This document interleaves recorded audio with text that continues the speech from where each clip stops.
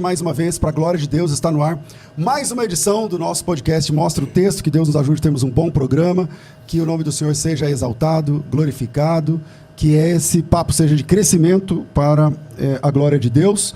Hoje estou recebendo aqui um pastor, um irmão querido que, ele não sabe, mas eu já recebi pelo menos umas 50 mensagens no último ano, mandando vídeos, fotos dele, o perfil. Pastor, leva ele no seu programa, tal. Várias vezes, e eu não conheci pessoalmente, conheci recentemente num evento que a gente estava falando junto, e foi uma grata surpresa, né? E aí agora, ele está aqui em São Paulo para outros compromissos, e aí eu já consegui segurar ele aqui um pouquinho para participar aqui do Mostra o Texto. Estou falando do pastor Presley Camargo. Ele dirige um campo da Assembleia de Deus, um setor da Assembleia de Deus, Ministério de Madureira, lá no Triângulo Mineiro, na cidade de Uberlândia, em Minas Gerais. Então, bem-vindo aqui, pastor Presley, muito bom te receber. Seja bem-vindo ao nosso podcast. Pastor César, eu é que agradeço, louvo a Deus pela oportunidade de conhecê-lo. Não hoje, havia conhecido o senhor na oportunidade que nós tivemos juntos, numa conferência de uma faculdade, da Lexia Teológica, e eu falei, eu escutei todos falarem, né? O pastor Elias, depois eu falei, o senhor falou pela tarde, o Stivanelli falou depois. Eu tive a oportunidade de estar lá na igreja, sob seus cuidados, que foi o plenário usado pela instituição. Né? Foi um prazer te conhecer. Eu, olhando o senhor assim, um homem famoso, né? Talvez um dos homens mais importantes da comunicação hoje, audiovisual no YouTube, e eu falei assim, esse homem não vai nem me cumprimentar. Mas o senhor é um servo de Deus, e isso é importante, né? Sermos servos de Deus. Eu louvo a Deus por sua vida e pela oportunidade de assim, contribuir um pouco com esse tema aqui para a comunidade cristã de modo geral. Que bom. Bom, a gente vai falar sobre tradição, vamos chamar de tradição e escritura, né? Tradição cristã, o que é válido, o que não é válido. Então vamos começar assim, ó. Quando a gente fala de tradição, depois vem patrística, não sei o que lá, o que seria tradição para o ouvinte leigo, que não é iniciado na teologia? Quando a gente fala assim, tradição da igreja, do que a gente está falando exatamente? Quando a gente fala de tradição, quando a gente fala de tradição cristã, nós estamos falando de todo o pensamento acerca das escrituras que foram desenvolvidos ao longo dos séculos, principalmente pelos pais pós-apostólicos, os pais da igreja patrística de modo geral. Todos nós, pastor César, é importante a gente, assim, 2 pontos. Primeiro, a comunidade protestante, ela tem um severo preconceito com a tradição cristã. Então, grande parte da refutação católica por parte da nossa incompreensão acerca da tradição é intrinsecamente ligada à incapacidade que nós temos de olhar para a tradição com bons olhos. Porque o fato da gente ser protestante não significa necessariamente que a gente vai olhar para a tradição cristã com maus olhos. O problema é que a gente não valida a tradição cristã como os nossos queridos irmãos católicos validam, colocando ela em pé de igualdade com as escrituras.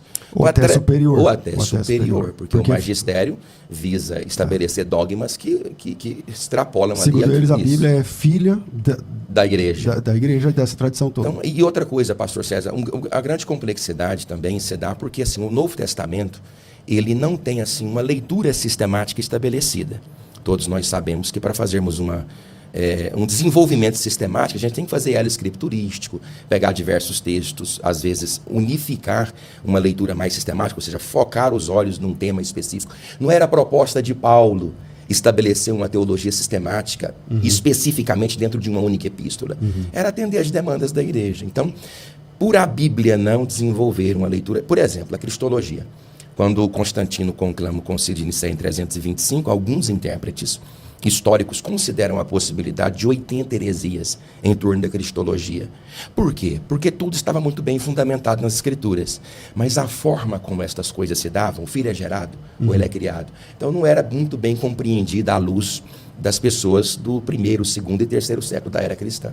Aí no 4º século foi convocado... E alguns partidos começaram a ter muita preponderância, tipo o arianismo, né? O bispo Ari, por exemplo, levanta a ideia de que Jesus não é exatamente Deus e tal, e aí começa a ter partidos importantes para toda a complicação, quase toda a complicação, eu tenho assim, uma grande queixa, não é queixa, eu tenho muito respeito por Philon, por Pantenos, por Clemente, por Orígenes, Mas essa forma de alegorizar os textos bíblicos ela é muito danosa e perigosa. A gente não está dizendo que a Bíblia não tem alegorias, mas a escola catequética de Alexandria, ela produz grande parte dos equívocos com relação à interpretação bíblica. E Ário é lá de Alexandria. Ele deu muito trabalho para o bispo Alexandre, e toda aquela revolta com relação à natureza de Cristo fez com que Constantino conclamasse o Concílio de Nicéia para que eles pudessem dialogar sobre. Ário foi vencido, né? O Concílio de Nicéia venceu o arianismo, mas continuou. Mas quem foi o seu principal rival foi Atanásio, o anão negro, um dos homens mais importantes da ortodoxia oriental. No livro sobre a encarnação do Verbo, ele disse: se Jesus Cristo de Nazaré não é Deus, então todos nós estamos perdidos. O Atanásio ele entra no concílio porque ele tem uma posição eclesiástica menor. E a maioria já era, o jogo já estava sendo vencido. O jogo estava sendo vencido. E o Espírito Santo usa muito ali a vida dele durante os dias do concílio para virar esse jogo. Virar o jogo. O Jerônimo, no IV século, disse que o mundo esteve prestes a tornar ariano, se não fosse por ele. E ele foi exilado 5 vezes, né? Ele apacentou, se eu não estou equivocado, eu posso errar na data, em torno de 30 ou 40 anos, a igreja de Alexandria, mas ele ficou exilado entre 17 e 18 anos. Constâncio Cloro, Valente, Juliano Apóstata exilaram ele para os rincões mais distantes. Alguns deles não na apenas Alemanha. Exilado, mas ele já foi torturado. E tal. Ele não morre na tortura, mas devido às situações aqui. O que é engraçado é que a igreja não substituiu ele, né, pastor? A igreja aguardou ele, todos os exílios. Era que natureza dócil, né? Bom, aí a gente está falando do século IV. Quarto século. Isso. Quando a gente fala sobre tradição da igreja, você começou num ponto muito importante, que o catolicismo hoje, especialmente os novos apologistas católicos, né, que estão sendo formados hoje aí no Brasil, eles dizem que o protestantismo meio que é totalmente avesso à tradição, ou então bebe da tradição, mas não aceita a igreja e tal. Mas, historicamente falando, desde Lutero para cá, por exemplo, nas 95 teses de Lutero, nada é falado sobre condenar a tradição, né? Me fala sobre isso. Qual é a posição do protestante em relação à tradição? Ele recebe, ele não recebe? Como ele deve enxergar, como ele não enxerga? As escrituras, pastor, ela é aquilo que chama de norma normans. É um termo mais específico que diz que quem julga, quem corrige, quem estabelece são as escrituras. A tradição é norma normata, ou seja, está abaixo das escrituras. Então, a reforma protestante, ela passou a fazer uma releitura da história do cristianismo para ver até que ponto a tradição poderia ser abraçada. Os nossos irmãos reformados, eles possuem uma simpatia profunda com Agostinho de Hipona, todos nós sabemos disso. Mas apenas Agostinho de Hipona. Mas grande parte do cristianismo, de modo geral, principalmente nessa estrutura de evangelicalismo hoje mais superficial, faz total e completo descaso com a tradição. Quando, por exemplo, a gente vai citar, por exemplo, o Evangelho de São Mateus. Você lembra quando as Bíblias colocavam São? Isso, quando eu falo isso, às vezes eu pego uma Bíblia de equivalência formal e sempre tem lá São Mateus, São Marcos, o pessoal quase me castiga. Então, há um preconceito muito grande com relação à tradição cristã. Mas os credos, as confissões, os pais da igreja, a tradição histórica, as decisões conciliares, todas devem ficar abaixo das escrituras. Então, a norma normata diz que elas ensinam, elas ajudam, elas orientam, ou seja, toda a tradição cristã, mas elas podem errar. João Calvino, por exemplo, na Reforma Protestante, ele fez 3.000 citações patrísticas. O senhor sabe que ele estava escreveu muito para Carlos V, o imperador do Império Romano, e ele queria mostrar para Carlos V que a Reforma Protestante não era algo assim tão bizarro. E para poder consubstanciar esse entendimento, ele faz diversas citações da patrística, dos autores patrísticos. Claro, ele cita mais de 400 vezes Agostinho de Hipona, mas ele cita... É o preferido, é verdade. Eu sou o pastor assembleiano, pastor César, que mais cita Agostinho de Hipona. Eu cito, eu gosto de Agostinho de Hipona. O livro Confissões dele, ele tinha frases e efeitos muito... isso é verdade. Aquela confissão dele, quando ele fala quão tarde te amei, eu não lembro exatamente de memória, eu sabia de memória, mas até depois em latim, mas é muito legal. Porém, tem aí algumas questões do Agostinho, porque ele me corrija se eu estiver errado, você tem muito mais conhecimento da patrística do que eu. Não, da patrística tem sim. Mas parece que ele é meio que o pai dessa ideia de não enxergar textos literalmente, mas sempre procurar um sentido figurado, né? O que, por exemplo, Mark Lloyd Jones, o maior pastor do século XX, considerado, com certeza. O que a teologia reformada apresenta? Que a perspectiva de um pregador, pastor, professor, é extrair para a igreja contemporânea a ideia central do texto bíblico. Então, eles geralmente lêem o texto bíblico de forma literal, sem ser literalista. Mas é muito importante nós considerarmos essa possibilidade de compreendermos que a reforma protestante, a despeito de tudo isso, ela valida muito Agostinho de Hipona, e eu não sei por quê, porque Agostinho de Hipona era adepto do método da escola catequética de Alexandria. Inclusive é o calcanhar de Aquiles. Pastor César, eu tenho ensinado nos cursos onde eu prego, nas palestras onde eu dou, que o intérprete bíblico ele precisa entrar na mente do destinatário. Eu acredito que grande parte das resoluções de Agostinho estão muito mais voltadas àquele debate que ele teve com Pelágio do que propriamente uma mente livre para poder fazer a teologia de forma aberta. Tanto é que no diálogo dele com Jerônimo criticava ele, porque eles dialogavam por cartas, porque ele era muito prático. E Jerônimo era muito técnico, né? A tradição cristã diz que ele falaria com Moisés no Monte Sinai, se ele quisesse. Quando Damaso I pediu para que ele trouxesse a Bíblia para o latim sem passar pela versão da Septuaginta, ele ficou lá 22 anos trancado em Belém, orando entre 8 e 12 horas, escrevendo. E ele disse para dentro de uma caverna, dentro de uma caverna, escondido, ninguém suportava ele. Né? Ele era extremamente assim, colérico. E Agostinho de Hipona disse assim: Jerônimo, eu tenho louvado a Deus por teus escritos, por Deus ter dado alguém como você, para você mesmo, para mim e para toda a igreja. Mas sempre que me aplico a examinar as Escrituras, para além da capacidade que o povo que me escuta exige, os meus deveres pastorais me impedem. Então eu acredito que a formulação soteriológica e todo o pensamento de Agostinho está muito mais ligado nos embates dele com Pelágio do que propriamente com uma mentalidade livre para fazer uma teologia mais elaborada. Mas ainda assim eu consigo olhar para Agostinho de Hipona, mesmo sendo um cristão assembleiano, extrair muitas coisas boas. Eu acho que aquela frase que o senhor falou, é tarde, te amei, beleza tão antiga e tão rara. Eu te procuravas fora e tu estavas dentro. Já estava dentro, exatamente. Eu não estava lembrando. Mas enfim, hoje você tem alguma restrição com qual ou quais pais da igreja que você fala assim, é considerado pai da patrística pela igreja ocidental?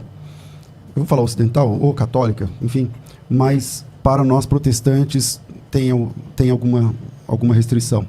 Pastor César, é muito vasta, né, a literatura patrística, extremamente vasta. Eles são prolixos, são digressivos.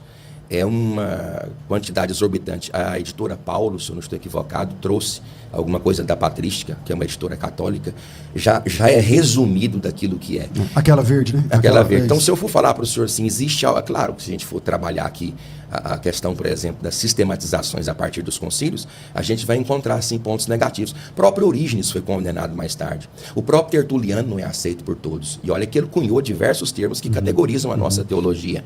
Lutero... Algumas igrejas do Oriente não consideram exatamente toda a patrística do Ocidente. Né? Não, então, nem Agostinho de Hipona é considerado no Oriente. Oriente parece que fica Gregório de Nazianzo, de Nissa, Basílio, João Crisóstomo e Atanásio, o Anão Negro. Que compartilha dos dois, né? Que entra pelos dois. Martinho Lutero, pastor, quando ele foi convocado por Carlos V na Dieta de Worms em 1521, Melanchthon e o próprio Frederico Sabo, rei da Saxônia, pelejou para ele não ir. Ele disse assim: irei ainda que tenha tantos demônios naquele sínodo como telhas sobre os telhados. Mas ele disse: eu vou ficar com a tradição, vou ficar com os pais, vou ficar com os concílios, vou ficar com todo mundo, com um pacote completo, desde que nenhum deles violem a autoridade escriturística. Então, Martinho Lutero, ele era um monge agostiniano, então ele adotou muito a ideia da graça de Agostinho de Hipona, gostava muito de Bernard de Claraval. Inclusive, Bernardo escreveu um livro para um dos seus alunos, foi Eugênio III, eu não sei quem foi, que seria o Papa. E o próprio Martinho Lutero gostava tanto de Bernardo de Claravaux, né, que diz que se todos os bispos de Roma administrassem os conselhos de Bernardo de Claravaux, não era necessário a reforma protestante. Ele cita muito também Tomás de Aquino, né? Então, eu acho que assim, o Tomás de Aquino é o grande ponto de virada também, né, na compreensão, porque ele vai trazer uma carga filosófica gigantesca também para a teologia e vira assim um grande nome. Acho que do ponto de vista de produção, acho que quem supera Tomás de Aquino, né? Ninguém supera. Acho que ninguém supera, né? Assim, diz que tem a era áurea, né? A igreja do Oriente é quarto século, a igreja do Ocidente é 12º para o 13º século, e para nós, os protestantes, seria o século XVI, século da Reforma Protestante. Lutero, pastor, ele disse que Tomás de Aquino é o vívido exemplo de como um grande homem pode estar profundamente equivocado.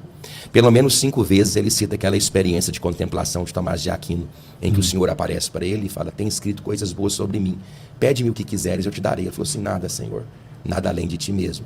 Só que ele deixou de escrever a Summa Theologicae. O senhor sabe que ele abandonou ela, eu esqueci a data. E perguntaram para ele por que ele abandonou. E era uma Suma Teológica para iniciantes. Agora, eu tentar ler aquilo ali para iniciantes. Ele disse: depois que eu tive a experiência de contemplação, descobri que tudo que eu escrevi é palha. Agora, pastor César... Agora, como é que naquela época, sem digitar, sem não sei o que lá, como é que ele produziu tudo aquilo, cara? Isso é interessante, né? Pastor, a igreja é uma igreja de reações. É um problema muito sério. Pensa que o senhor é pastor de igreja. Sim. Pensa comigo as nossas decisões serem pautadas em reações. Por exemplo, o escolasticismo. Aí tem Pedro Abelardo, Pedro Lombardo. A disputa era o seguinte: eu preciso crer para entender ou eu entendo para crer? Então começam a resposta ao racionalismo. Tinha surgido Descartes, penso, logo existo, aí Diderot, Voltaire, David Hume. O iluminismo vem nessa esteira. Então o escolasticismo se propõe a responder o racionalismo. Aí eles querem implantar quem? A filosofia aristotélica. Até então, qual era a filosofia que, de certo modo, tendenciava a teologia platônica? Que era mais empírica, sensorial. Mas já Aristóteles não tem que pensar. E você acha que o ponto de virada é o Descartes?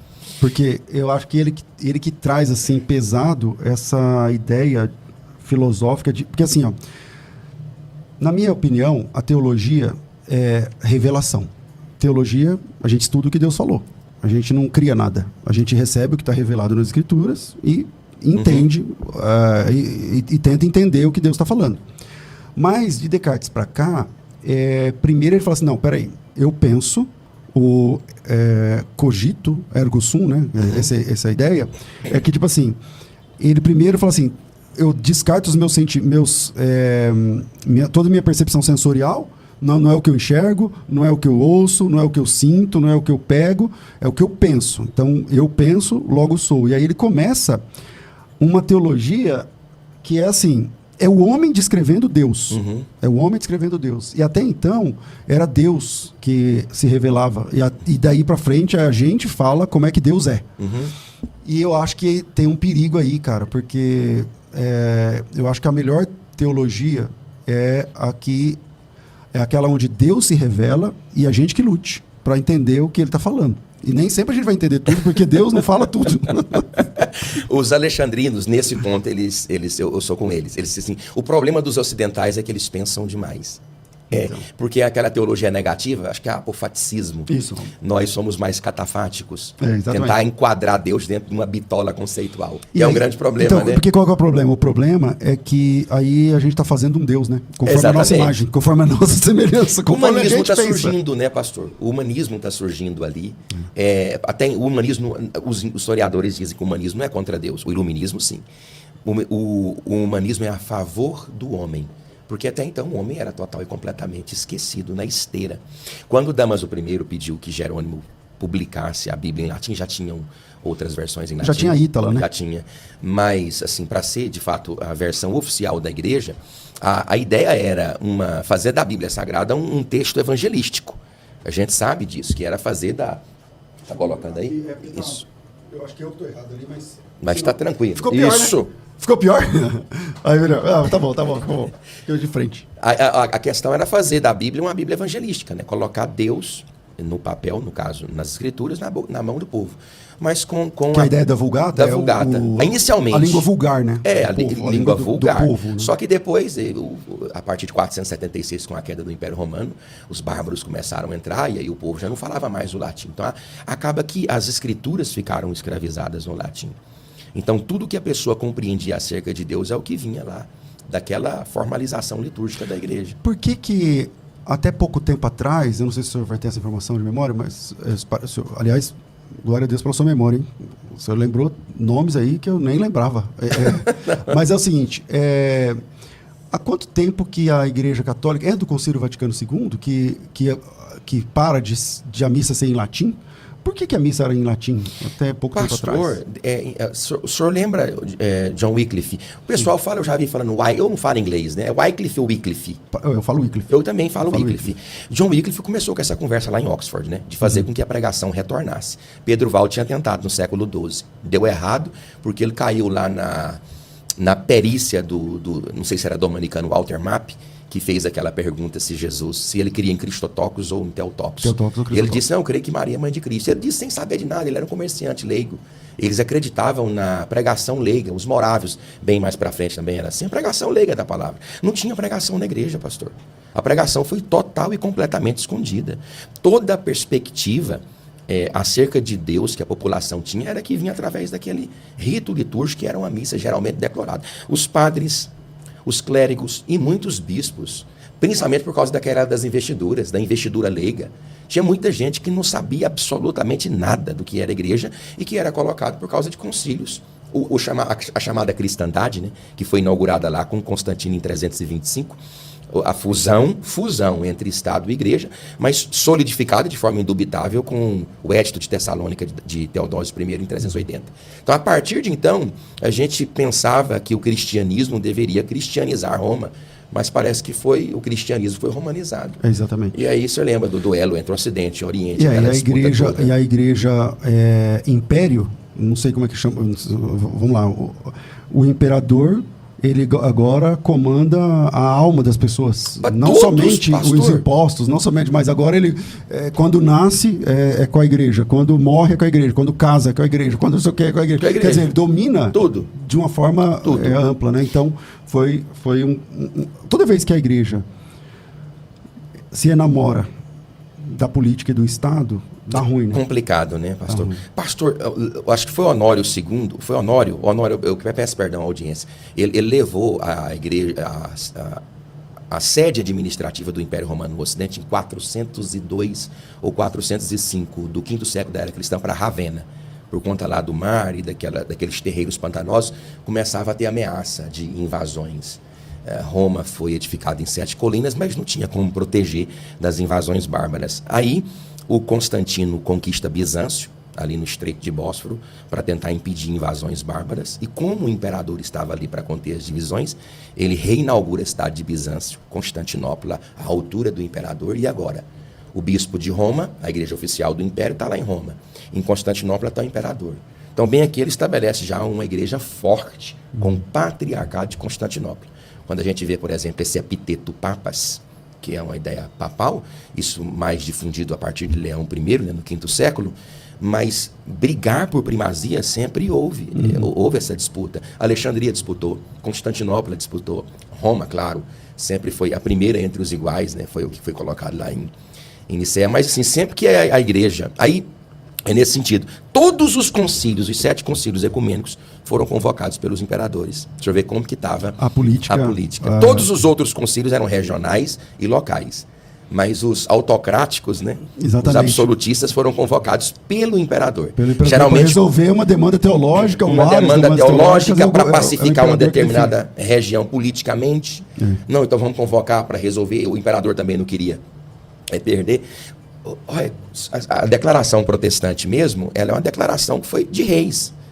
O termo protestante, porque Carlos V, ele, quando Lutero, em 1521, foi feito o primeiro processo de cisão, aí foi convocado uma dieta de Spira, em 1526, dando liberdade para que os reis decidissem com quem ficar. E a gente tem que ser honesto, pastor, com a nossa audiência. Nós sabemos que grande parte das decisões estavam muito mais ligadas a necessidade de se livrar da igreja do que propriamente uma decisão confessional. Aqueles 6 reis que decidiram por Lutero com as 14 cidades livres, eles queriam muito mais uma liberdade. Isso. Porque não é exatamente que eles estavam apaixonados pela palavra, não sei o quê e tal, graça. O Lutero tal. Mas o pessoal não. Aí em 1529, no segundo concílio de Spira, aí veio o imperador Carlos V tentar voltar todo mundo de novo para dentro da igreja. Na primeira ocasião ele não fez, porque estava envolvido com a guerra lá com os ingleses. Aí Deus permitiu, né, essa guerra para que a reforma. Aí os 6 reis se levantaram. Disse, não, nós vamos ficar na reforma protestante. Foi daí que se cunhou o termo protestante. Aliás, esse termo é dado pelos próprios católicos, né? Não foi, exatamente. Não foi exatamente... Nós. E de forma pejorativa. Igual os cristãos lá em Antioquia, muitos entendem que foi dado de forma... Tipo assim, esse povo aí quer aparecer Cristo. E também tem essa questão do epiteto, né? Pequeno Cristo, ou semelhante a Cristo, ou como Cristo. Aí tem a disputa aí epistemológica, mas isso é mais com o pastor Eli Soares. Agora, nessa questão ainda da igreja e essa fusão com a política, por exemplo, até hoje, vamos falar do nosso quintal lá, do protestantismo para cá. Você tem na Europa, eu não devia estar na minha bagagem lá de conhecimento, de ter lido alguma coisa, mas eu nunca tinha visto na minha vida, né? Aí, tempos atrás, eu estava na Alemanha, lá na parte de baixo da Alemanha, como se chama, lá na Bavária, né? E aí, eles estavam passando por uma igreja, ele falou assim, essa igreja aqui é onde tocava lá, acho que é o bar, né? E tal, não sei o que, eu gosto muito e tal, enfim. Aí, eu estava perguntando para o rapaz, que é professor lá, e ele falou assim, que lá o dízimo é descontado imposto, é descontado na folha de pagamento da pessoa. Então, veja, os países onde a igreja tem uma relação com a política, então você tem como é que eu vou te explicar? Um favor do governo? Eu não sei se favor, desfavor, porque veja, você, querendo ou não, você vai dar o dízimo. E o seu dízimo é descontado no seu olerite e vai para lá, como se fosse para a diocese mais próxima dali. Então você é contribuinte da igreja. Então você é cidadão? Sou. Então você é contribuinte da igreja. Agora veja, na minha cabeça não casa essa relação. E eu estou falando de país, pelo menos na cidade onde eu estava, protestante. Então, você sabia que o dízimo era descontado na folha? Pastor, a primeira vez que eu ouvi isso foi hoje. O dízimo é descontado na folha. Agora, aí tem um movimento lá de ateus, aí fala, não, quando você se declara ateu, aí tudo bem, aí você não paga. Tem isso. Então, na folha de pagamento, quer dizer, toda vez que a igreja e a política andam juntas, eu acho que tem problemas, né? Tem problemas. Mas vamos lá. Eu queria abrir o telefone para perguntas, aproveitar aqui a presença do pastor Presley, e tem gente que me ajudando, falando, na Alemanha, se a pessoa se declara católica ou de alguma denominação, desconta no salário na fonte. É o que eu falei aqui agora. Vamos lá. Se você tem perguntas, manda seu áudio para cá. O WhatsApp é 97417-4129, 97417-4129. Então, manda a sua pergunta aqui para cá, para a gente, e a gente vai colocar aqui. Cláudio, se chegar aí, você me dá um toque e a gente coloca aqui. Ontem, nós tivemos a última Masterclass do Férias com Teologia. E eu estou vendo aqui, deixa eu achar aqui, peraí, quem foi a pessoa? Peraí. O Samuel Souza, ele diz assim, pastor, coloca o pastor Presley no próximo Férias com Teologia. Que legal. Vamos tentar, se ele conseguir, se ele tiver tempo, né, disponível para isso. É um curso teológico que o senhor ministra nas férias? A FTB faz um projeto durante as férias, em janeiro, né, agora mês de férias, e julho. Então, é um projeto que dura o mês inteiro, com convidados e tal. Então, o próximo é julho. Se você estiver livre, já fica convidado. Aí, a ideia do Samuel e eu abono essa ideia. Ontem, no Férias, nós tivemos a última Masterclass esse mês. O Férias com Teologia teve programação segundas-feiras na Masterclass, quartas aulas e nas sextas-feiras mentorias. As mentorias ficaram a cargo do Dr. Ricardo Bitum. As quartas-feiras foram comigo, a última é agora, né, amanhã. E as mentorias, como falei, Dr. Ricardo Bitum, e a Masterclass, vários convidados dessa vez. Tivemos aqui, deixa eu olhar minha colinha ali, o Osiel Gomes foi o primeiro, depois foi o Eliseu Rodrigues, não, depois foi o Tassos Licurgo, depois foi o Eliseu Rodrigues, e ontem foi o Thiago Brunet. E quem ainda não assistiu, dá uma olhada lá, está aqui no canal do YouTube, vale a pena você acompanhar cada uma das edições de cada Masterclass, com certeza vai ser relevante para a sua formação. Muita gente pede para entrar no curso de teologia da FTB, está disponível, entra lá no site faculdadebethesda.com.br. Para quem participou do Férias com Teologia, para quem está participando do Férias com Teologia, a gente vai abrir uma oportunidade ainda essa semana, mas fechada, só para quem está lá no Férias, para quem está acompanhando o Férias com Teologia. Se você quer participar, dessa oportunidade, a gente criou um grupo no WhatsApp chamado Quero Teologia com Desconto. Esse é o pessoal que passou pelo Férias com Teologia. Eu vou pedir para colocar o link aí, para quem quiser entrar nesse grupo. É um grupo que vai durar só até sexta-feira, que vai conseguir se inscrever no curso de teologia pagando menos, tá? Mas sem concorrer a sorteios, aos brindes e tudo mais. Então, se você quer uma formação teológica pela FTB, tá aí a sua oportunidade dentro do projeto Férias com Teologia. Queria ver com o Cláudio, você tem uma propaganda aquela da moça que mandou, eu não lembro de que país ela é, da FTB, porque aí a gente vai voltar aqui para o segundo bloco do programa e você pode entrar no grupo. O grupo é simples, está lá, ó, Quero Teologia com Desconto, é só clicar, o link está no chat, aqui, no chat não, está na descrição do vídeo e também está na tela aqui, através do QR Code, né? Então tem aqui, não, nunca lembro, aqui, ó, desse lado aqui, ó, o Quero Teologia com Desconto, o QR Code, e aí você aponta a sua câmera e participa desse grupo. O grupo está fechado, porque ninguém merece, né? Um grupo ficar bombando o dia inteiro sem parar, mas você pode participar lá do grupo e aí mais tarde a gente coloca lá todas as informações. Beleza? Então, vamos para o intervalo rápido. E eu quero também trazer você para o programa no segundo bloco. Manda teu áudio para cá com a sua pergunta ou vídeo pelo WhatsApp 97417-4129. Vai.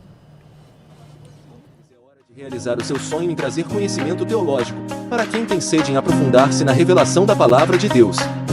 Monte seu núcleo conosco. Teologia Cristã Interdenominacional precisa somente reunir o mínimo de 15 alunos.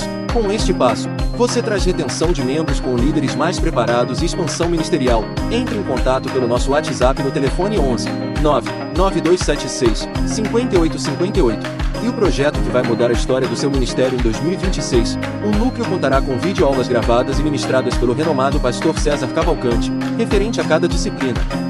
Além do material didático e tudo que o curso à distância já oferece aos mais de seus 100 mil alunos. A FTB é reconhecida no mercado e foi premiada como destaque de 2025 pela ETAL, a Associação de Escolas Teológicas da América Latina. O certificado contará com seu nome como professor responsável e você ministrará pelo menos uma aula ao mês e os fóruns preparatórios para as provas.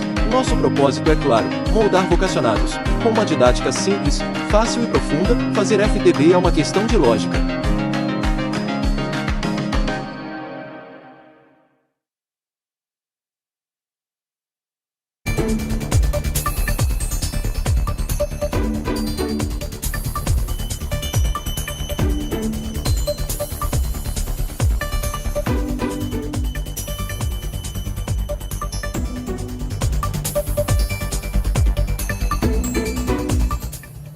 Estamos de volta com o nosso programa. Manda teu áudio para cá, para participar com a gente. Vou pedir para aumentar um pouquinho só o retorno nosso aqui. E esqueci de falar que o Férias com Teologia não tem mais vagas, não tem mais como comprar o acesso, tá? De participar do Férias com Teologia. Agora só em julho desse mês agora. Então, quem perdeu férias já era. Não vou nem falar as coisas que tem lá no Férias, tudo que tem, o certificado das coisas, porque já era. Agora só no mês de julho, tá? E quem está no Férias com Teologia, minha dica: assista todas as aulas que estão na plataforma, porque o certificado é expedido quando você tem 100% de assistidos lá. Todos os vídeos estão assistidos, tá certo? Volta aqui com o pastor Presley Camargo, esse bate-papo que a gente está tendo aqui. E vamos colocar já uma pergunta de ouvinte, mas depois eu tenho as minhas aqui também. Então solta o primeiro. A paz do Senhor, pastor César, pastor Presley. Eu tenho uma pergunta. Quando nós lemos nas Escrituras, a Santa Ceia, a Ceia do Senhor, geralmente eram administradas nas casas mesmo. Mas hoje, inclusive, foi tema do último debate, se tornou assim uma coisa muito mais ritualística.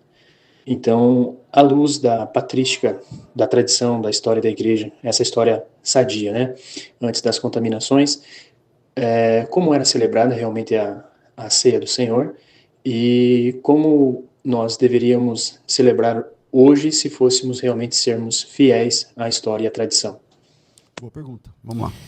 Pastor, é importante assim que considerar assim, veja bem, a igreja cristã no primeiro século, no segundo, no terceiro, a igreja pós-apostólica, ela separava os fiéis em duas categorias. Então nós tínhamos os catecúmenos, que era o catecumenato, seria um discipulado intenso para que as pessoas pudessem ser batizadas em águas. E quando a gente lê, por exemplo, de Daquê, Pastor de Hermas, que são textos do 1º para o 2º século, a gente já vê como a igreja tratava o batismo com maior severidade do que propriamente as escrituras No de Daquê, a pessoa tinha que fazer 3 dias de jejum total. Jejum total, se possível recitar textos de cor, batizar em água corrente. Tinha que ser morna, nem muito gelada. Era exorbitante a exigência. Aí, então, até o batizador tinha que estar em jejum de 3 dias. 3 dias, para quê? Para que estas pessoas pudessem pertencer ao grupo dos fiéis, que seriam aqueles que participavam da ceia do Senhor. Jejuava, parece que era às quartas-feiras, toda semana. Agora, a nossa ceia, sim, ela tem um formato diminutivo, porque a ceia da Bíblia, ela era comunitária, porque a igreja estabeleceu aonde? Em casas. E os nossos ouvintes têm que considerar também a possibilidade de que o Império Romano primeiro defende os cristãos de modo geral, mas a partir da 6ª década do 1º século da era cristã, com as perseguições de Nero, o Império Romano começa a perseguir a Igreja do Senhor. Então ela era uma igreja clandestina. Consequentemente, a ceia do Senhor era clandestina, resumida a casas. Mas foi descoberta agora uma descoberta arqueológica, pastor, acho que chama Dura Europas, em 256 do 3º século da era cristã. Eu posso errar na data, o senhor pode até pesquisar aí para a gente corrigir ao vivo. E lá tinha batistério nessa casa, um salão amplo. Então, a partir já do 2º século, a Igreja de Cristo, embora está sendo perseguida, ela já se reunia para participar da ceia do Senhor. Eles chamavam o Dia do Sol. O Dia do Sol seria uma metáfora para ilustrar o domingo, né, o Dia do Senhor. A igreja primitiva sempre celebrou e cultuou a Deus no domingo, diferente da... E sobre toda essa tensão, a semana passada nós tivemos, aliás, hoje está fazendo uma semana, um debate que ficou icônico aí, revirou aí o mundo católico, né, no Brasil, aqui no programa, sobre a questão da Eucaristia. Qual é a visão mais correta, né? Se é presença real, se é transubstanciação, consubstanciação, como é que funciona? Como que a patrística, vamos chamar de tradição, como que a tradição, os primeiros pais, por exemplo, tal, enxergava essa questão? Não era de forma clara, tanto é que foi em 1215, se eu não estou equivocado, em Latrão, com Inocêncio III, que foi estabelecida então a transubstanciação. Que o pão se tornava o corpo e o suco se tornava ipsis literis, de fato, o sangue. Então, se a decisão surge no 13º século, então não havia consenso sobre o que de fato era, ou o que representava o pão e o suco. Lutero gostava do termo consubstanciação, que a presença de Cristo estava com e no. O Zwingli acreditava na questão de memorialismo. Em 1529, eles se encontraram em Marburgo, apresentaram 15 pontos na mesa, discordaram desse. Só que Lutero era o tipo de gente que, se discordasse dele, ele virava as costas. Zwingli se levantou, pegou na mão de Lutero, ele virou a sua mão, virou as costas e disse: você não faz parte do meu movimento. E ele chegou a dizer que preferia beber sangue com papistas do que suco com os zwinglianos. Olha, para você ver. Zwingli acreditava que nós cremos, pastor, na ideia de memorialismo, de que a conexão com o corpo e com o sangue, ela é memorial. Ela não é biológica, ela não é física. Mas depois você tem, por exemplo, os Wesleys, né? Que também tem uma visão um pouco, que eles falam do mistério, né? Que a presença mística de Cristo durante o ato, né? Eu acredito na presença do Senhor Jesus na igreja, de modo geral. Não, mas no elemento. No elemento, não. Com e no, não. Eu acredito no ato. É um tema para você defender uma ideia, você tem que conhecer muito o que levou as pessoas. A questão que Lutero, por exemplo, assim, está escrito, isto é o meu corpo. Mas Lutero não foi isso que ele quis dizer e pronto, não houve conciliação na reforma, né, pastor? Lutero viu que não dava para... Lutero não seria a pessoa para conciliar. Quem seria era Melaston, né? Lutero disse que ele era o lenhador, mas quem vinha lapidando e dando beleza era o Melanchthon. Mas o Calvino tentou, ele encontrou com os valdenses, parece um grupo dos valdenses, para tentar. Os valdenses reportam para si a reforma, né? Eles não... É que os valdenses eles estão antes, né? Então porque E tem tem todo um igreja movimento hoje deles, pré-reforma, né? e Tem um tem. movimento muito grande Grande. pré-reforma, né? Os valdenses realmente fizeram O parte. senhor lembra que nós começamos a falar de John Wycliffe? Eu tenho digressão, pastor. Então eu tenho que me curar disso. O Wycliffe queria que a pregação voltasse, né? Não tinha pregação naquela época. O Wycliffe diz que a escritura está acima de tudo. E ele recebeu diversas bulas papais. O reitor de Oxford, que ele era o maior professor da maior universidade, foi exilado. É muito complicado. Então a pregação tinha sumido. Vamos lá, mais perguntas ao vivo aqui no programa. Pode soltar a próxima aí, Cláudio, por favor. Paz do Senhor, pastor César, pastor Presley, a todos que estão ouvindo. Não é uma pergunta, somente um agradecimento mesmo pela vida do pastor Presley. Eu o conheci há um pouco mais de 1 ano e meio, 2 anos. Assisti muito conteúdo, muitas das suas ministrações. Só agradecer a Deus pela vida dele, pelo conhecimento que ele traz a nós. E fico feliz de ele estar aí hoje com o pastor César Cavalcante, está no podcast aí. Fico muito feliz mesmo. É um homem que tem muito conhecimento, muito honrado e muito coerente nos seus ensinamentos. Deus abençoe. Amém. Uma maravilha. Então não foi uma pergunta, foi um agradecimento. Aliás, eu que vou fazer agora a pergunta. Onde é que você estava, meu irmão? Que eu não sabia do irmão. Eu fiquei como missionário 20 anos, pastor, no Nordeste brasileiro, servindo a Deus no Ministério de Madureira. Mas você era offline? Você era pro profile lá? Como que é? Que eu nunca vi. Eu era meio avesso à internet. Eu publiquei um primeiro vídeo a pedido de uma universidade sobre a Reforma Protestante no ano de 2018.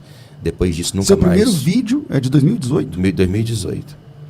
Aí 2018 disso... não, pastor, me perdoe, 2014. Não, 2014. E só voltei a publicar novamente o outro vídeo em 2021 com a pandemia. Então você vem para a internet em 2021 só? 2021. Meu Instagram acho que tem 2 anos. Onde você já estava morando aonde? Aí eu em Uberlândia. Uberlândia. Mas só fui para a internet por causa da pandemia. Lá no Nordeste você ficava onde? Eu fui pastor em Picos, dirigi pontos de pregação. Picos é Piauí? Piauí, né? Eu fui um missionário no Piauí. Caramba. Quanto Mantido tempo lá? pela igreja de Goiás. Eu trabalhei só em Picos 15 anos. Lá eu deixei um campo, algumas congregações. Que legal. E depois vim para Uberlândia para estar então com você foi para lá, para Picos, jovenzinho? Jovem, 17. Você é jovem, quantos anos você tem? Eu tenho 45 anos. É novo. Então você ficou quantos anos em Picos? Eu fiquei só em Picos 15 anos. 15 anos. Quase virou. Aí eu tinha ficado em Teresina, em Parnaíba. Quase virou de lá do Maranhão. Aí sim conheço grande parte do Nordeste, mas o conhecimento que as pessoas tinham de mim era o conhecimento só presencial mesmo. Fui secretário da convenção da nossa igreja por 4 quadriênios consecutivos, não concluí o último mandato porque eu vim para Uberlândia para atender uma demanda específica. Mas ainda bem que você veio para a internet, né, Varão? Porque aí agora mais pessoas conseguem acompanhar.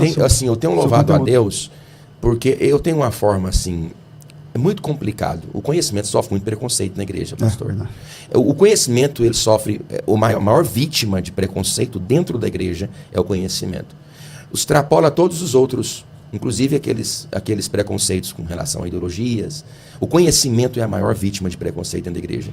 Infelizmente, pastor, nós deseducamos o povo não gosta de pensar. Quando a gente se reúne na igreja, qual é o objetivo? 2, evangelização e instrução.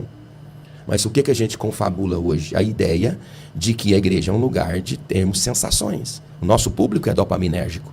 Pastor, olha o que o Instagram está fazendo com as pessoas. O senhor lembra quando o senhor começou a publicar os primeiros conteúdos? O senhor precisava de 10 segundos para cativar uma pessoa.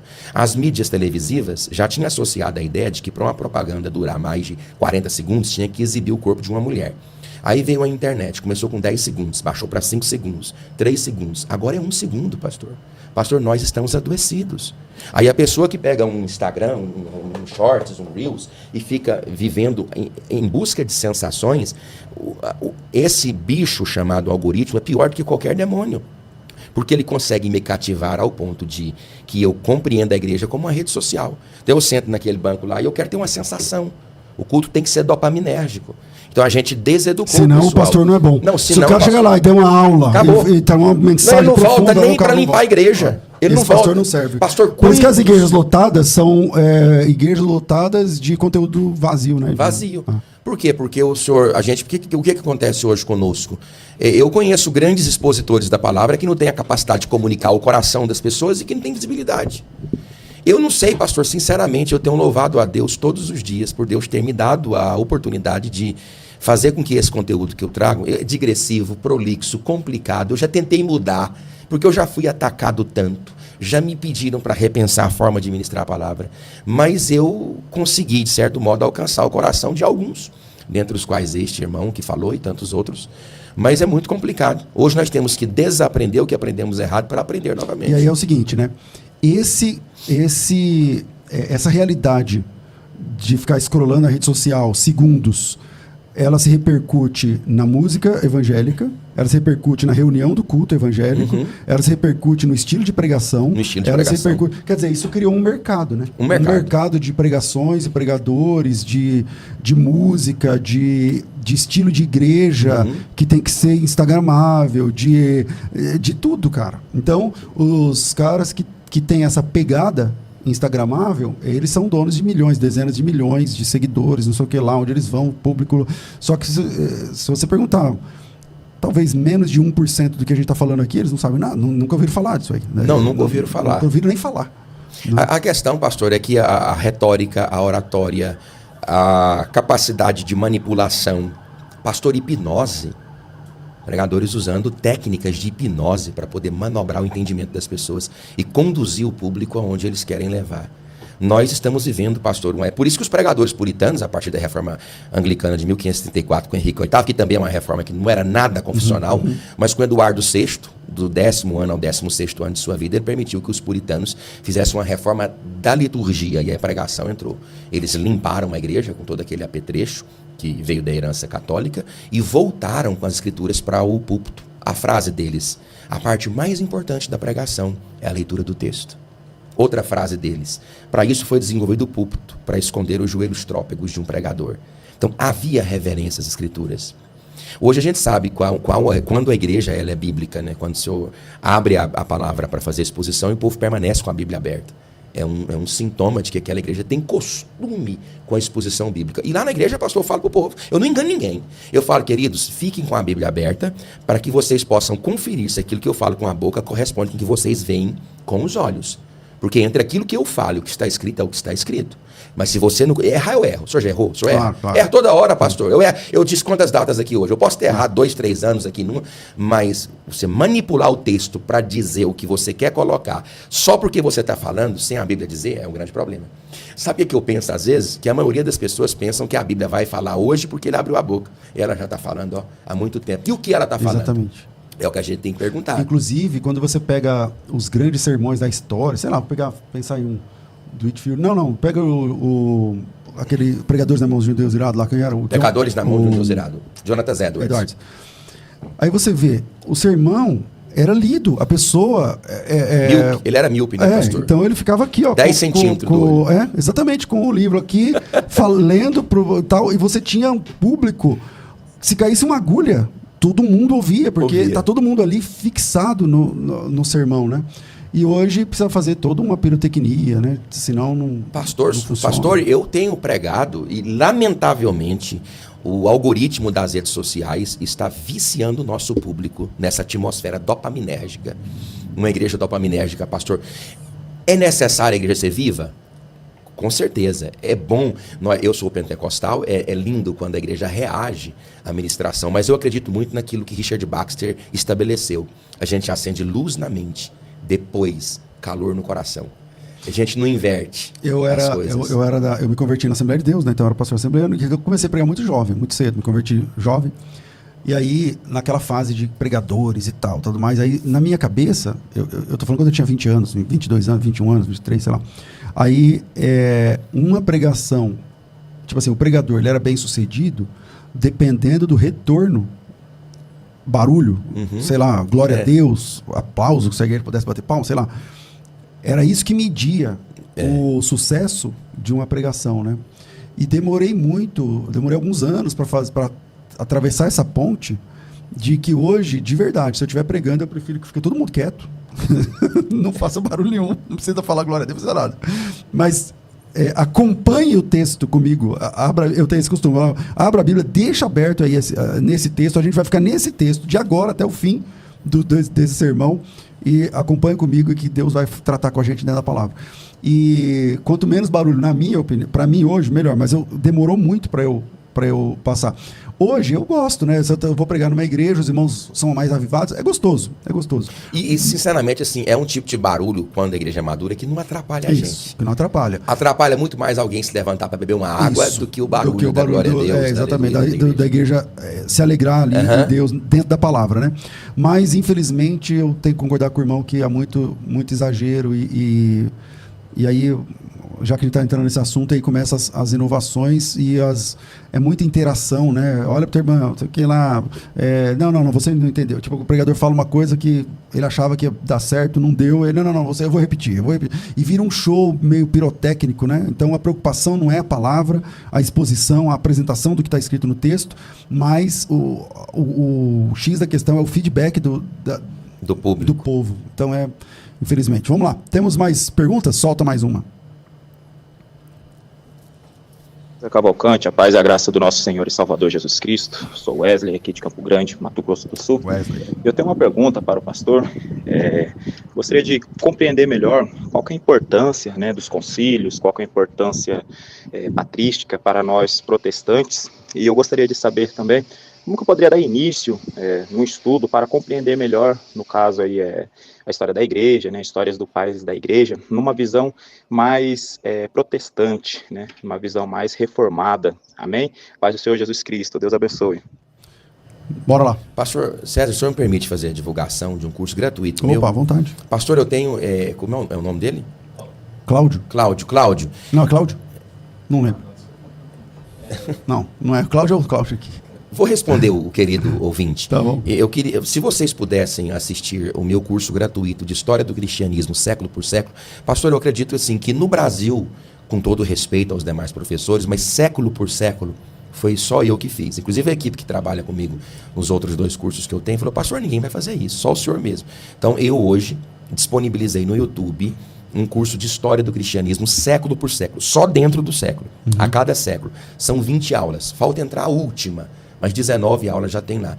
E lá eu vou tentar fazer essa harmonização, associando a patrística à nossa perspectiva protestante, sem fazer com que isso seja danoso. Tá aí no seu canal, é esse aí? É isso aí, isso, tá lá. Ali tá no 16, ó, século, 16, tá. Mas tá aí, tá bom? É só acessar. Agora, pastor Clemente de Roma, 96, do 1º século da era cristã, ele diz que a continuidade do ministério estabelecido pelos apóstolos deve ser vogada.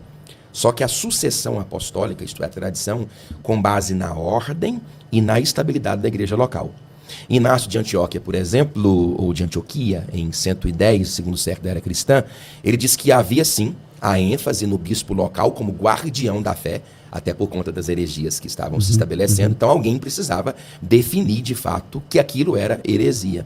A sucessão, no caso de Inácio, era questão de unidade e fidelidade, não poder romano. Irineu de Lyon, por exemplo, em 180, segundo século da era cristã, foi o principal formulador do argumento da tradição cristã. Só que ele diz que a tradição cristã deveria ser usada como critério contra os hereges. É para dizer que tinha uma igreja que dizia que aquilo ali, que essa borracha aqui é danosa para a igreja. A continuidade da doutrina apostólica nas igrejas fundadas pelo apóstolo. Aí tem Tertuliano, ele faleceu em 254, os 200 ali. Ele desafia os hereges, mostrando uma linhagem episcopal. Só que a continuidade, no caso de Tertuliano, apenas como prova histórica, não mística. Cipriano de Cartago, aquela frase, ele é complicada, né? Ninguém tem a Deus por pai se não tiver a igreja por mãe. Na época funcionava, porque a época era para dizer para os hereges que quem definia de fato o que deveria ser vogado era a igreja, não era os hereges, só porque essa frase foi tomada, inclusive nos demais concílios, para dizer que a igreja tinha autoridade sobre, inclusive, as escrituras. Mas ele desenvolve, Cipriano de Cartago, a ideia do colegiado episcopal. Rejeita a supremacia papal, ele rejeita a supremacia papal, e ele diz, nenhum bispo é bispo de bispos. O senhor lembra que eles conclamaram Gregório Magno, aquele que foi um papa, vamos colocar a palavra, missionário. Ele entrou, mas ele rejeitou, pastor. Ele rejeitou. Ele disse assim, eu fazer isso, aceitar a ideia de um bispado universal, é total e completamente um abuso com os meus iguais. Aí ele disse aquela frase: eu sei muito bem o meu lugar, o servo dos servos de Deus. Título dado para poucas pessoas na história da igreja. Para Basílio Grande, que era anteriormente advogado, para Mônica, mãe de Agostinho de Hipona, para o próprio Bernardo de Claraval foi dado esse título, para Gregório Magno, servo dos servos de Deus.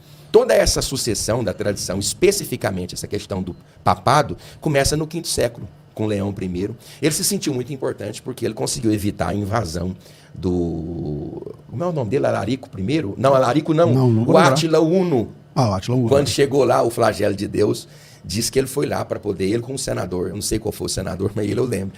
E aí a igreja, a tradição, diz que o Átila viu o Pedro e Paulo do lado dele com a espada desembainhada, e ele voltou. Mas os historiadores acreditam que foi mesmo dinheiro, né? Essa ideia da sucessão, pastor Presley, porque, por exemplo, você tem a eleição de Matias na Bíblia na vacância de Judas. Então você tem, inclusive para mim, essa eleição de Matias é um problema para o pessoal que não acredita na perda de salvação, porque o Judas foi substituído porque ele caiu, e não porque ele morreu. Uhum. Porque no capítulo 12 o Tiago morre e não é substituído. Uhum. Tem a tradição, ela tem essa questão de que quando morre tem que ter outro mesmo, nessa ideia de uma linha petrina ou não? Pois é, pastor, isso aí foi estabelecido, essa ideia foi estabelecida por Leão Grande, no V século. Ninguém pensava sobre isso. Foi o que eu citei aqui. A ideia dessa autoridade episcopal era apenas para dar uma noção de autoritatividade, de autoridade no que se refere a evitar problemas com relação às heresias. Até 325 tinha 80 heresias, só em volta da cristologia, da trindade, o papel do Espírito Santo. Quem desenvolve essa ideia petrina foi Leão I, bispo de Roma. Ele se coloca inicialmente como sucessor de Pedro. Ele usa o texto de Mateus capítulo 16 para sancionar de forma auspiciosa, né? E existem, pastor, até argumentos bíblicos que dão a entender de uma suposta tradição oral. O problema é quando os reformadores se levantaram para poder tentar fazer com que a igreja retornasse às escrituras, aí a resposta da igreja foi: não, mas não tem só as escrituras. Aí mas o que tem? Não tem a tradição. Mas e quem é que pode garantir a infalibilidade da tradição? Porque ela é oral, pastor. Pastor Amitiná são 52 volumes em português. Quem é que pode garantir a infalibilidade daquilo ali? Nós podemos sustentar? Não dá para sustentar. Então fica muito fácil o senhor colocar na vagância aí, ó, no ar, aquilo que é autoritativo sem eu poder fazer a validação. Aí fica fácil eu reunir num concílio e dar uma ex-cátedra. Isso. E até essa questão da infalibilidade papal agora do século XIX, não foi? Isso, do Concílio Vaticano I, depois no segundo. Vamos lá, mais perguntas. A gente infelizmente o tempo já está curto, mas vamos lá, mais uma pergunta, solta aí. Aumenta o volume, Verão, vigia. A paz do Senhor, pastor César Cavalcante, que é o Rodrigo Costa, aqui da cidade de Laguna, Santa Catarina. Prazer mais uma vez estar participando aí do programa. Eu tenho uma pergunta a esse pastor aí, até esqueci o nome dele, peço até desculpa, mas eu queria saber se é verdade que Martim Lutero considerou as cartas de Tiago como cartas de palha. Como é que é isso? Isso é verdade? Pastor, é importante assim frisar que todas as pessoas tiveram profundas dificuldades. Lutero tinha dificuldade Lutero tinha dificuldade com a epístola de Tiago, mas ele conservou, ele deixou ela, ele gostava muito. A carta que ele mais gostava era a carta aos Gálatas, mas a tradição... Mais do que os romanos? Ele sabia a epístola dos romanos em grego. Alguns dizem que ele sabia de cor a epístola de Romanos em grego. Mas ele chamava a Catarina von Bora, que é sua esposa, de Maiquete. Ele chamava a epístola de Gálatas de Maiquete, no sentido de dar o nome dela. Ele tinha uma estima muito grande pela carta aos Gálatas. Ele tinha dificuldade porque eu consigo fazer uma boa leitura da carta de Tiago, que é uma epístola universal, com as cartas paulinas, quando eu observo o destinatário. que é o que eu sempre ensino nos cursos e por onde eu ando. Quando você analisa o público-alvo, pastor, por que os pastores não conseguem examinar as escrituras à luz do público que recebe? Porque, veja bem, eu tenho entendido e tenho ensinado que muito mais importante do que a gente compreender muito sobre quem escreve é tentar compreender quem recebe. Quando você sabe que aquele público é antinomista e que sobre qualquer forma atribui fé cristã à prática de vida e que Tiago quer corrigir isso, então você consegue compreender a carta de Tiago. Quando o senhor consegue entender o público de Paulo, que é um público mais aberto, mais expansivo, mais gentílico, e que eles acreditam que aspectos religiosos, anacoretismos e tudo aquilo que vem do legalismo é a centralidade da fé, aí fica fácil você compreender o que Paulo falou sobre a graça. O problema é o público, é o destinatário. Por exemplo, tem um médico atendendo 10 pacientes. Cada paciente recebe um diagnóstico. Cada paciente vai seguir uma receita. O médico é o mesmo.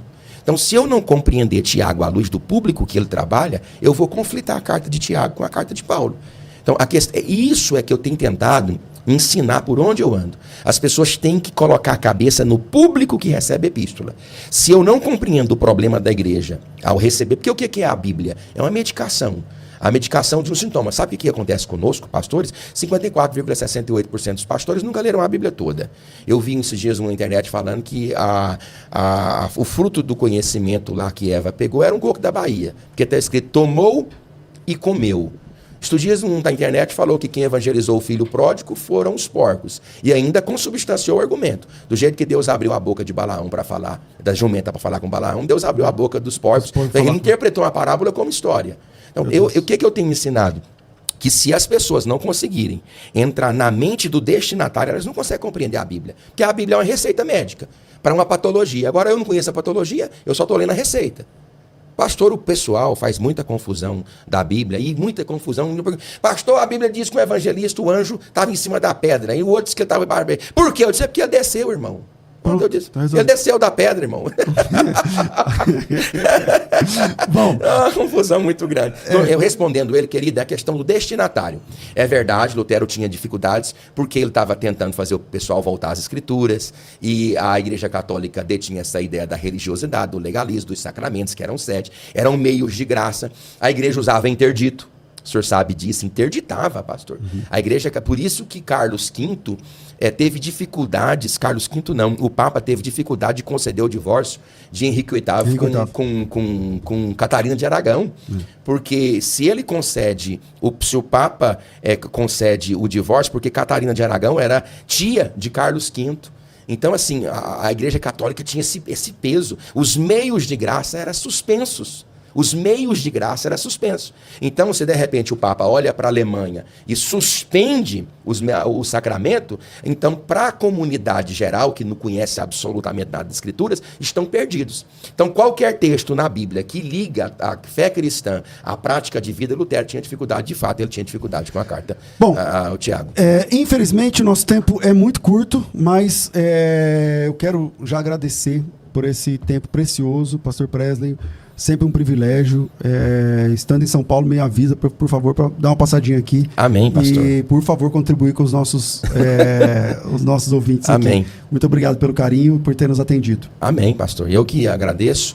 Louvo a Deus por sua vida. Igual Agostinho de Hipona, né? Louva a Deus por teus escritos, por Deus ter dado alguém como você, para você mesmo, para mim, para toda a Igreja de Cristo. Amém. Obrigado pelo carinho. Suas redes sociais, quem te acha? Já acha por onde? Lá no Instagram é Presley A. Camargo. No YouTube é Presley Camargo.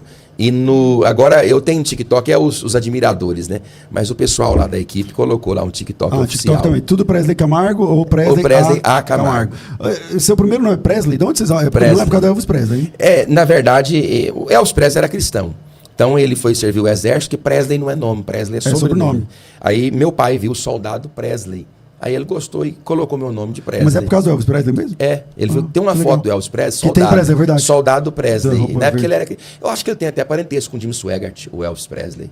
Tem. Isso eu não sabia. Se eu não sei, depois dá uma olhada, primo ou sobrinho, ou ligado à família. Então, ele cresceu na igreja, meu pai viu a foto, mas é claro, né, que todo o conhecimento tem a ver. E aí você colocou Presley no seu filho também, não? Não, meu filho chama Isaac, a filha chama Débora, minha esposa chama Daniele. Um abraço para toda a família. Amém, obrigado, pastor. Obrigado, querido, Deus abençoe. Sigam lá e você que quer participar da FTB, tá no férias, quer comprar o curso com desconto. Se você quer comprar o curso, tá lá no site, faculdadebethesda.com.br. Se quiser comprar o curso com aquele desconto que a gente vai abrir especialmente pro pessoal do férias, entra no grupo que tá aqui na descrição desse vídeo. Tô ficando por aqui, às 14h eu volto com o Bom e Velho Crescendo na Fé.